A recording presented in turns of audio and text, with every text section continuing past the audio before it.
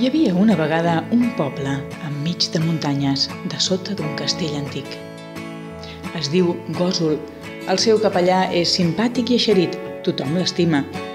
Es diu mossèn Ramon Anglarill. Un dia que mossèn Anglarill deia missa, va venir a veure'l un company de Berga, mossèn Josep Ballarín. Van oficiar junts. Els hi va agradar tant fer-ho que es van entendre per repetir.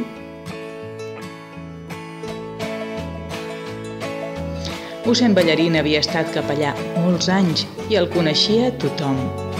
Escrivia llibres i el seu consell era escoltat per molts. A Gósol s'hi estava tan bé que va decidir anar-hi a viure amb l'Emília Ballarín. Mossèn Anglarill i mossèn Ballarín feien equip i es repartien les misses. Els veïns els estimaven.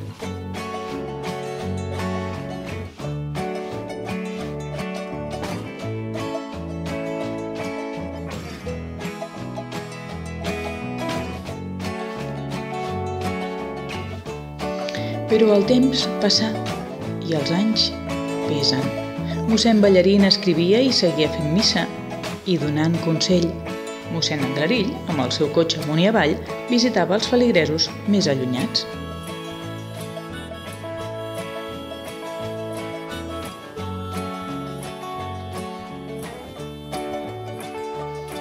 Un dia mossèn Ballarín no es va trobar bé.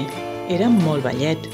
Sabia que marxaria i va deixar dit que volia ser enterrat a Gósol.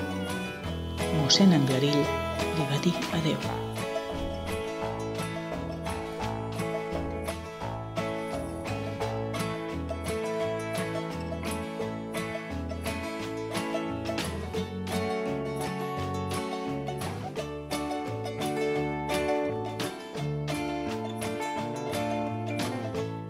Al poble de Gósol, els seus amics, grans i petits, moltes persones s'han donat cita en el darrer adéu al seu estimat mossèn Ballarín. El bisbe d'Urgell i mossèn Anglarill han acompanyat a la darrera pregària el dia del seu sant de 2016. Mossèn Ballarín ha estat enterrat a la terra gosolana i ens ha deixat el seu record ben viu.